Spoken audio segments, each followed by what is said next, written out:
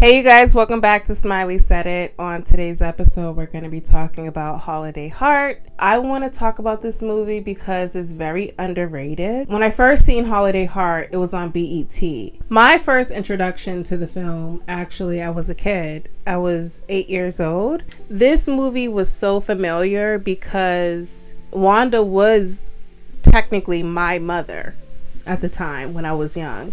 Nikki was 12 years old. I'm pretty sure Nikki experienced a lot before 12 years old, but this movie was gut-wrenching because I seen myself in Nikki. Robert Townsend directed this film and he did a phenomenal job. Robert is very well known in the community as far as Black cinema, so it was one of those films that was always on repeat, and it still is. I think it is. I haven't watched BET in years, like literally. Vane Grams plays Holiday Heart. Here you have a Black man who has muscles, who's well built, who's jacked and bold, playing a Christian drag queen who is also gay and also had a gay lover who unfortunately passed away, who was a police officer, by the way. Well.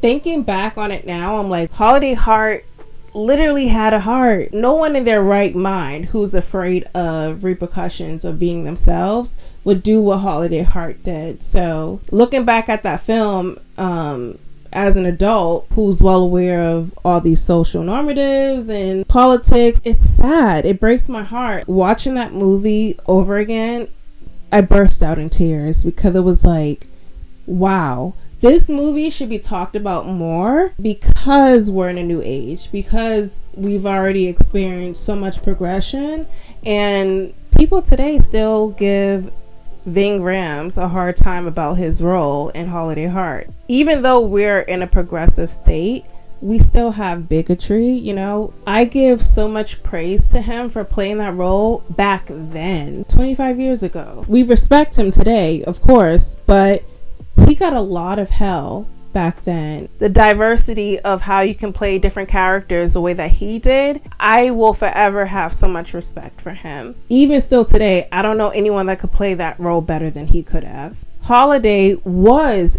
and even in the movies, a stalked, built, jacked person who was feminine. Even watching it back then as a kid, I was like, this is awesome. I love this. Like, I love seeing someone being themselves. Even as a kid, it was different from the New Jack City, the other movies that I was used to that was always portrayed on BET. Shout out to BET for that, because this movie is so important. Alfre Woodard, played by Wanda, Michael T. Williamson, Jessica Reynolds, played by Nikki. Each and every one of these actors deserves a praise still to this day. Holiday Heart was pretty much the father figure for Nikki because Nikki didn't have a father. When Holiday Heart took in Wanda and Nikki, it was literally one of the most realist type of scripts I've seen. Wanda ended up getting with Silas. Silas is a pusher. Because I'm a pusher. That's what actually got Wanda back into the scene of using again. Holiday knew that it was going to be an uphill battle dealing with Wanda and her drug usage, because as much hope that you have in someone, if they don't want help,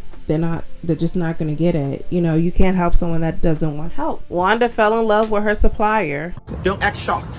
You don't ever want to do that. Yeah, you don't want to mix love and addiction in one, because it's not love. It's codependency at that point. So Silas tried to appear to be this good guy, you know, his black leather jacket and all. There's nothing worse than someone that wants to be portrayed as a good person, but they are literally feeding their community drugs and poison. You are going to jail, period. It's like, I didn't like the way the movie ended with how Wanda passed away, because it was like, yeah, I guess it can be real, but the likelihood of her being like hit by a car compared to overdosing or accidentally overdosing was just like, why didn't you just have that option? Like, you could have just picked that option for her to just overdose, as opposed to like being hit by a car from someone that she was trying to. Basically, Wanda lost all of her senses towards the end of the movie. I mean, she was trying to sell her daughter. Like, she was trying to sell Nikki to this light-skinned loser, weirdo, creep. You know what I mean? I don't think I've ever seen him in a movie ever since this one. Because if you're going to play someone that's down to get with a child, you better have a long resume where people will respect you well after that. But no one knows who this guy is. I don't know who he is.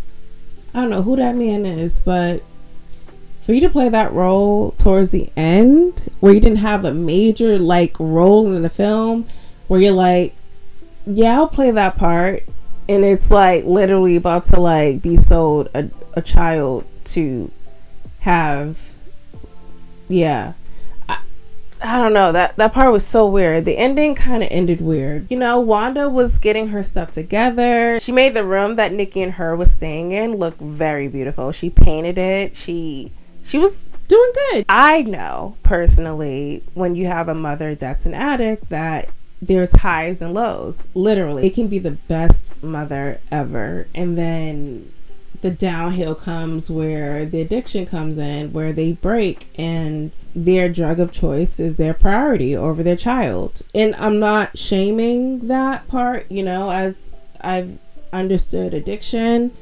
Nikki really had it bad out of everybody. Nikki had it so bad, but she was the most understanding, the most mature person out of everybody. Holiday would have still taken in Nikki even if Holiday wasn't a Christian. When Nikki seen her mother using, that was so devastating. Like, that was so sad. No child should see their parent using, let alone under those circumstances. I mean, the environment was horrible, but Sundays were like meant for gospel on BET for many, many years.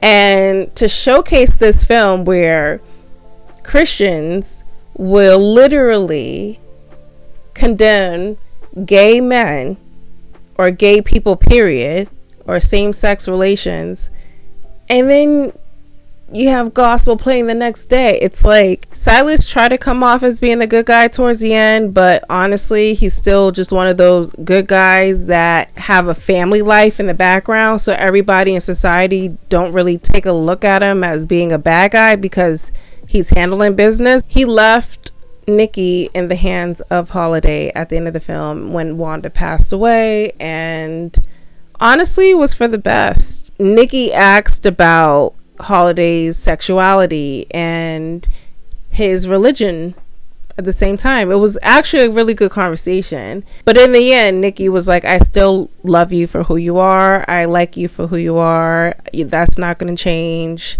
Holiday was very honest. Nikki was just like, okay. And that's something that's very needed in the community. And even though this movie was made back then, it's still sad that we still have these conversations today. Yes, you can be gay and raise a child and they not turn up to be gay themselves. Like, yes, you can do so much as a parent as long as you're a good person. Nikki looked up to her mom, you know, and it was really, really sad that it ended up this way. And Nikki tried her hardest to keep her mom together as a child, which is not a child's place. A child should not be trying to get their parent to be straight, sober up their parent in order for them to take them to school, in order for them to be a parent to them. That's just sick. It is. It's unfair. For a 12-year-old, she was very mature. And in one of the scenes, we get to see how Holiday interrupts her being mature with a young male, where she almost lost her virginity. When you have a parent that has an addiction and they have young children, typically the children will be the parent. That's what you see in the movie until Holiday steps in. And it just so happens to be this unconventional savior that they probably would have never expected. Some of the lines in this movie was such a classic. Wanda, get the bike, Holiday, get the bike. Holiday. I mean, from Holiday's friend, giving Holiday the real deal, the tea, the spill of how things should be and how they shouldn't be, and how they got themselves a partner on a farm. I was like, I know that's right. The way that the movie is shot, it's shot very well. Robert did his thing. It's shot in a very realistic way. The way his angles are in the movie, even when they're in the apartment. Ving was in Baby Boy. From him being in Baby Boy and him being in Holiday Heart, like, look at the contrast. That's an actor, baby. But that's it. I'll see you guys in the next video. Peace, love, and happiness.